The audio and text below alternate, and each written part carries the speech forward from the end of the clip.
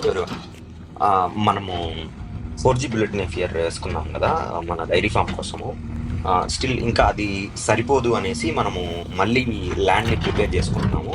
ముందుగా ఈ జేసీబీ ఈ ఇది ఎందుకు తవ్విస్తున్నాం ఇక్కడ అంటే మనము పైప్ లైన్ అనేది వాటర్ పైప్ లైన్ అనేది పైన ఉంటే ఏ రోజైనా ట్రాక్టర్ మనకి 4G బుల్లెట్ నేఫియర్ గ్రాస్ని కోసుకోవడానికి ఇబ్బంది ఉండకూడదు అనేసి లోపల మొత్తం పైప్ లైన్ లోపల వేసేద్దామని తవ్విస్తున్నాము. అండ్ అలాగే చూడండి ఇక్కడ అన్నెసరీ స్టోన్స్ ఎక్కువ ఉన్నాయి, రాళ్ళు ఎక్కువ ఉన్నాయి, మనకి పనికిరాని రాళ్ళు అడ్డంగా ఉన్నాయి. సో అవన్నీ తీసేస్తే మనకి స్పేస్ అనేది కొంచెం యాడ్ అవుతుంది కదా.